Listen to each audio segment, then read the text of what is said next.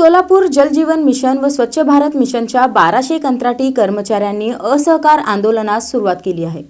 जलजीवन mission आणि स्वच्छ भारत मिशनमधील 1200 कंत्राटी कर्मचाऱ्यांच्या प्रलंबित मागण्यांकडे दुर्लक्ष केल्याच्या निषेधार्थ कर्मचाऱ्यांनी राज्यस्तरीय व्हॉट्सअप ग्रुपमधून एकाच वेळी बाहेर पडत असहकाराची सुरुवात केली। 8 डिसेंबर पासून काळी फीत लावून काम करण्याचा इशारा राज्यस्तरीय कृती समितीने दिला आहे। कृती समितीचे अध्यक्ष रमाकांत गायकवाड व पदाधिकाऱ्यांनी सांगितले की 3 वर्षांपासून 3 महिन्यांचे एकत्रित वेतन दिले जाते। 20 वर्ष सेवा करून ही कर्मचारी अद्याप स्थायी झालेले नाहीत। औरंगाबाद मॅटचा निकाल असतानाही शासन भूमिका घेत नाही। कर्मचाऱ्यांचे शिष्टमंडळ सोमवारी नागपूर येथे भेटीस जाणार आहे। चंद्रपूरसह अनेक जिल्ह्यात मुख्य कार्यकारी अधिकाऱ्यांना निवेदने देण्यात आली।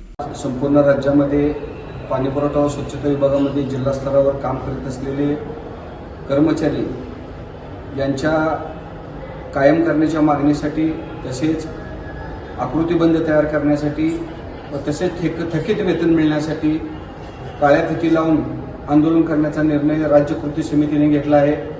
आजच्या या आंदोलनाचा एक भाग म्हणून सोलापूर जिल्हा परिषदेमध्ये कार्यरत असणाऱ्या कर्मचाऱ्यांनी काळ्या फिती लावून काम करण्याचा निर्णय घेतलेला आहे। दिनांक 1 डिसेंबरच्या आत वेतन सुरळीत न झाल्यास 1 डिसेंबरपासून आंदोलन करण्याचा इशारा देखील माननीय प्रधान सचिव पाणीपुरवठा स्वच्छता विभाग यांना लेखी निवेदनाद्वारे दिलेला आहे।